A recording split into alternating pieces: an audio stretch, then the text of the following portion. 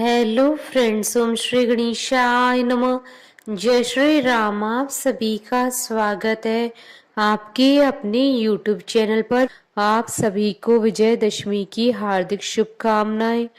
Friends, आज हम आपको इस वीडियो में बताने जा रहे हैं साल 2024 की विजयदशमी अर्थात दशहरे का शुभ मुहूर्त, पूजा विधि, कथा और महत्व और विजयदशमी के दिन किए जाने वाले उपायों के बारे में।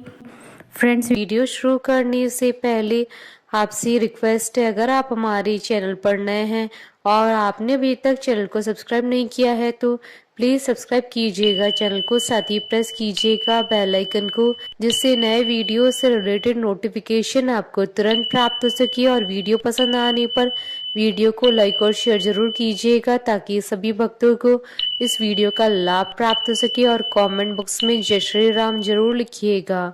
हिंदू पंचांग के अनुसार अश्विन मास की शुक्ल पक्ष की दशमी को विजयदशमी का त्योहार मनाया जाता है। इस त्योहार को दशहरा के नाम से भी जाना जाता है। दशहरा हिंदुओं के प्रमुख त्योहारों में से एक है। ये त्योहार भगवान श्री राम की कहानी तो कहता ही है, जिन्होंने लंका में 9 दिनों तक लगातार चले युद्ध के पश्चात अहंकारी रावण को मार गिराया और माता सीता को उनकी कैद से मुक्त कराया। वहीं इस दिन माँ दुर्गा ने महिषासुर का संहार भी किया था, इसलिए भी इसे विजयदशमी के रूप में मनाया जाता है। माँ दुर्गा की पूजा की जाती है। माना जाता है कि भगवान श्री राम ने भी माँ दुर्गा की पूजा कर शक्ति का आह्वान किया था। भगवान श्री राम की परीक्षा लेते हुए पूजा के लिए रखे गए कमल के फूलों में से एक फूल को गायब कर दिया था। चूंकि श्री राम को राजीव नयन यानी कमल के नेत्रों वाला कहा जाता है, इसलिए उन्होंने अपना एक नेत्र माँ को अर्पण करने का निर्णय लिया। ज्यों ही वे अपना नेत्र निकालने लगे, देवी प्रसन्न होकर उनके समक्ष प्रकट हुई और उन्होंने विजयी होने का वरदान दिया। माना जाता है कि इसके पश्चात दशमी के दिन प्रभु श्री राम ने रावण का वध किया। भगवान राम की रावण पर और माता दुर्गा की महिषासुर पर जीत इस त्योहार को बुराई पर अच्छाई और अधर्म पर धर्म की विजय के रूप में देश भर में मनाया जाता है। फ्रेंड्स, अब आइए जानते हैं विजयदशमी अर्थात दशहरे की शुभ मुहूर्त के बारे में। हिंदू पंचांग के अनुसार साल 2024 में विजयदशमी का पर्व 12 और 13 अक्टूबर 2024 को मनाया जाएगा। दशमी तिथि प्रारंभ होगी 12 अक्टूबर 2024 को प्रातः 10:58 पर और दशमी तिथि का समापन होगा 13 अक्टूबर 2024 को सुबह 9:08 पर। शास्त्रों के अनुसार विजयदशमी अर्थात दशहरा पर श्रवण नक्षत्र का होना बहुत ही शुभ कल्याणकारी माना जाता है। साल 2024 में श्रवण नक्षत्र का प्रारंभ 12 अक्टूबर 2024 को सुबह 5:25 पर होगा और श्रवण नक्षत्र का समापन 13 अक्टूबर 2024 को सुबह 4:27 पर होगा। विजयदशमी के दिन दोपहर की पूजा का शुभ मुहूर्त रहेगा दोपहर 2:02 से दोपहर 2:48 तक। कुल अवधि 46 मिनट है। बंगाल में दशहरे का पर्व साल 2024 में 13 अक्टूबर 2024 यानी रविवार के दिन मनाया जाएगा। इस दिन पूजा का मुहूर्त रहेगा दोपहर 1:16 से दोपहर 3:35 तक। कुल अवधि 2 घंटे 19 मिनट है। साल 2024 में विजयदशमी के दिन कई दुर्लभ संयोग बन रहे हैं। सर्वार्थ सिद्धि योग, रवि योग, आनंद आदि योग और वर्धमान योग पूरे ही दिन रहेंगे, इसलिए इस दिन का महत्व कई गुना अधिक बढ़ जाता है। इस दिन किसी भी कार्य को करने पर विजय की प्राप्ति होगी और आपकी सभी मनोकामनाएं शीघ्र ही पूर्ण होंगी। फ्रेंड्स, अब आइए जानते हैं दशहरे की पूजन विधि के बारे में। विजयदशमी के दिन शस्त्र पूजा को विशेष महत्व दिया जाता है, इसलिए इस दिन क्षत्रिय लोग शस्त्र पूजा करते हैं। शस्त्रों की पूजा से पहले सभी शस्त्रों को पूजा स्थान पर लाल कपड़ा बिछाकर रखें और इन पर गंगा जल छिड़के। इसके बाद शस्त्रों पर हल्दी और कुमकुम का तिलक करें और फूल चढ़ाएं। फूलों के साथ शस्त्रों पर शमी के पत्ते भी चढ़ाएं, क्योंकि ऐसा करना शुभ माना जाता है। इसके बाद भगवान श्री राम का ध्यान करें और पूजा समाप्त होने के बाद सभी शस्त्रों को उनके स्थान पर रख दें।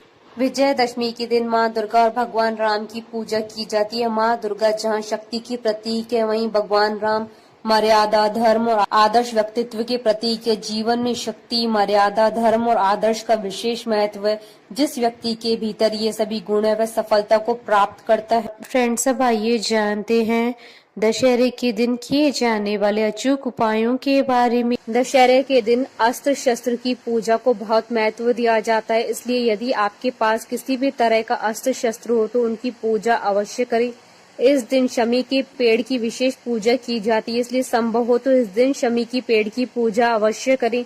दशहरे के दिन गुप्त दान किया जाता है, इसलिए आप अपने सामर्थ्य के अनुसार इस दिन गुप्त दान अवश्य करें। इस दिन नीलकंठ पक्षी के दर्शनों को बहुत ही शुभ माना जाता है। यदि आपको दशहरे पर नीलकंठ पक्षी दिख जाए तो आपका पूरा साल सुखपूर्वक बीतेगा। दशहरे के दिन यदि आपको रावण दहन के बाद बची हुई लकड़ियां मिल जाए तो आप उसे अपने घर में लाकर अवश्य सुरक्षित रखें, ऐसा करना शुभ माना जाता है। इस दिन आप माँ दुर्गा के चरणों को लाल रंग के कपड़े से अवश्य पोंछे। इसके बाद उस कपड़े को अपने पैसे रखने वाले स्थान पर रख दें। ऐसा करने से आपको धन की कभी कोई समस्या नहीं होगी। दशहरे के दिन किसी निर्धन व्यक्ति को अपने सामर्थ्य के अनुसार अन्न और दान दक्षिणा अवश्य दे। ऐसा करने से आपको माँ अन्नपूर्णा की विशेष कृपा प्राप्त होगी। इस दिन आपको पशु और पक्षियों की सेवा अवश्य करनी चाहिए। ऐसा करने से आपको भगवान श्री राम की विशेष कृपा प्राप्त होगी। रावण दहन के बाद अपने घर के बुजुर्गों के पैर छूकर उनका आशीर्वाद अवश्य लें। ऐसा करने से आपके जीवन की सभी समस्याएं समाप्त हो जाएंगी। दशहरे पर रावण दहन के बाद आपको पान अवश्य खाना चाहिए, ऐसा करना बहुत ही शुभ माना जाता है। फ्रेंड्स, अब आइए प्रारंभ करें दशहरे की कथा। वाल्मीकि रामायण के अनुसार त्रेता युग में भगवान श्री राम को अपने पिता के वचन के कारण 14 वर्ष के वनवास पर जाना पड़ा था। भगवान श्री राम के साथ वनवास पर माता सीता और उनके छोटे भाई लक्ष्मण भी गए थे। एक बार वन में भगवान श्री राम को देखकर रावण की बहन शूर्पणखा उन पर अत्यंत ही मोहित हो उठी, जिसके बाद वह एक सुंदरी का रूप बनाकर भगवान श्री राम के पास गए और उनसे अपने साथ विवाह करने के लिए कहा। भगवान श्री राम ने शूर्पणखा से बड़ी विनम्रता पूर्वक कहा कि वह उनसे विवाह नहीं कर सकती, क्योंकि वह अपनी पत्नी को वचन दे चुके हैं कि वह किसी और से कभी विवाह नहीं करेंगे। जब भगवान श्री राम ने शूर्पणखा से विवाह करने के लिए मना किया तो वह लक्ष्मण के पास गई और उसने लक्ष्मण के सामने भी यही प्रस्ताव रखा। लक्ष्मण ने शूर्पणखा से विवाह करने के लिए मना कर दिया, लेकिन शूर्पणखा लक्ष्मण से विवाह करने के लिए जिद करने लगी। जब शूर्पणखा ने लक्ष्मण की बात नहीं मानी तो लक्ष्मण ने शूर्पणखा की नाक को काट दिया। शूर्पणखा रोती हुई अपने भाई लंकापति रावण के पास पहुंच गई। उसने सारा वृतांत सुनाया। उसके बाद रावण एक साधु का वेश बनाकर माता सीता के पास गया और धोखे से उनका हरण कर लिया।